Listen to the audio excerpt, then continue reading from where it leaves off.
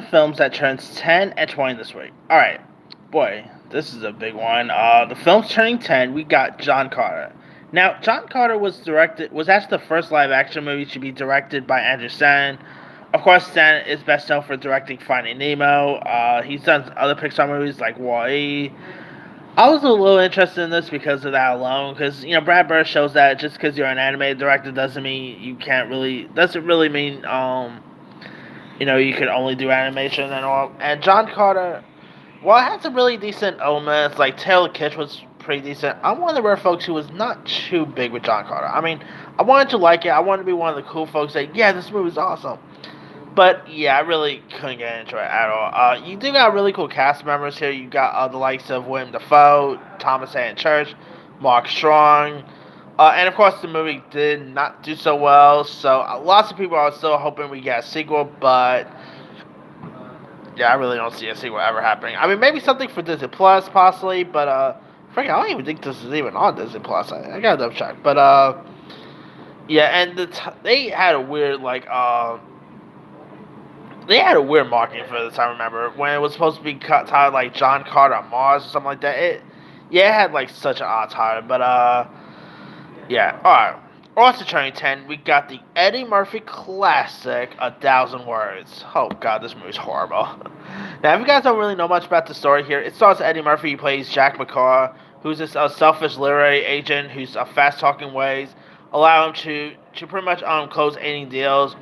And his next target is a new age root, Dr. Syndra, played by Cliff Curtis. But Jack ends up finding a magical tree in his backyard, and it appears every time, pretty much every time, Jack ends up saying something, a leaf falls, and and for the leaves falls, he ends up, dying in here. So he has to try to find a way to not talk. I mean, this movie actually holds a very rare 0% Rotten Tomatoes. Like, even Norbit doesn't have that much of a low score. That's how bad this movie is. And you do got some really cool cast members, like you got Allison Janney, you had Kerry Washington. This movie, I could say, probably really killed Eddie Murphy's career right here, and he did not really do another movie until 2016's Mr. Church, But yeah, this shows that Eddie Murphy really needed a major comeback, and thank God he's making it with Dolomite Is My Name. He's in that new movie with Jonah Hill called You People, I think it's called. So I'm hoping we do see a bit of Eddie Murphy at Sans, because he's always been one of my favorites. Alright, also turning 20, we got Silent House, which is the horror film with Elizabeth Olsen, before she got the Scarlet Witch role. And here she is, she plays this woman named Sarah, who is working with her father, played by Al Treese, and uncle, played by Eric Schaefer Stevens, to reinvent an old family home to prepare it for sale. And of course, it's a creepy house, so of course there's creepy stuff that ends up happening, and it's actually not a bad little film. Elizabeth Olsen, she was actually coming off of her breakthrough role with Martha Moss and May Moline, and I thought she was terrific in this one. It was really creepy, definitely had some terrifying elements, really nice little horror film in my opinion. Alright, also turning 10, we got Friends with Kids, which stars a lot of Bridesmaids actors. You got the likes of John Hamm, Kristen Wiig, Maya Rudolph, Chris O'Dowd. You also got Adam Scott, Jennifer Westfeldt, who you might know from Kissing Jessica Stein. You got Megan Fox, Ed Burns. And it's a really nice little film. Like, you got Jennifer Westfield and Adam Scott, who plays longtime pals Julie and Jason, who decides to have children together without becoming a couple. And so they can experience joys of parenthood without significantly curbing their personal freedom. But of course, Julie and Jason both become involved with others, and they discover that they secretly harbor, romantic feelings from each other here. It is a really nice little film. It is very quirky. Jennifer Westfield actually directed this film. She did a really good job of it. I mean, it's true she doesn't really do a whole lot, to be honest with you. I mean, I've always liked her in the movie in that Kissing Jessica Stein film, which I'll be talking about next week. So, but it's a really nice little film worth checking out. It's pretty funny. Megan Fox this is actually one of my favorite Megan Fox performances. Show that with the right script, shows that she's capable to be a really decent actress here. So, Yeah, Friends with Kids is not a bad little film. Alright, also turning on 10, we got Salmon Fishing in the Yemen, which stars Ewan McGregor and Emily Blunt.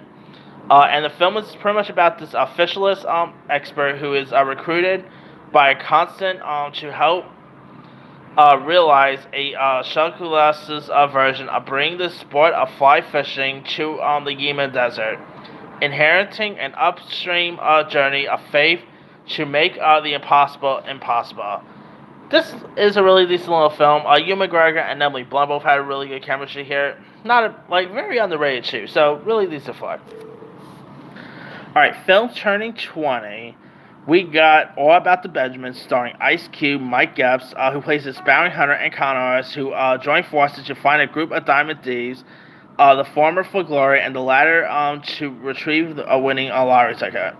It is a really fun film. I mean, Ice Cube and Mike Epps both have really cool chemistry. Of course, they will later go on to star in the Friday sequels. Of course, they were in Lottery Ticket together. They were also in Junkie Promoter. So they've done some really cool movies over the years as well. Really fun little film if you guys never seen that. Also turning 20, we got the Time Machine remake, pretty much a remake of the 1960 film that's also based on a novel here. And you got the likes of Guy Pearce, Orlando Jones, Mark Addy, Jeremy Irons. It's not so good. I mean, the original is a little better. This one was not all that great.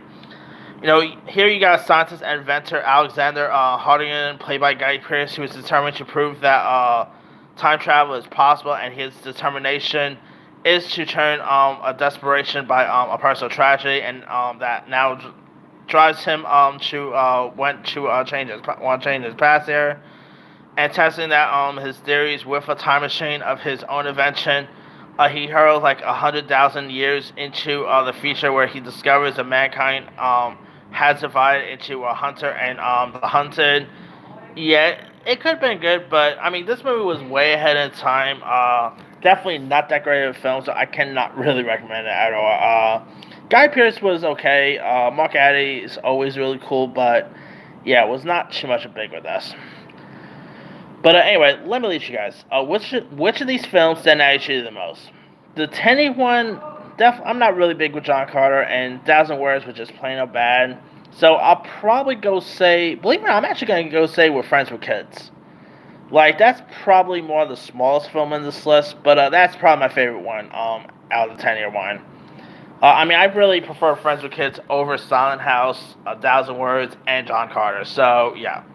The 20-year one, I'm actually going to go with About the Benjamins. That movie it's a cult favorite of mine, but it's really fun to watch. And Ice Cube and Mike Epps both have cool chemistry there. So, yeah, but anyway, let me leave you guys. Oh, I already said that. But, which of these films stand out to you the most? Don't forget to like, comment.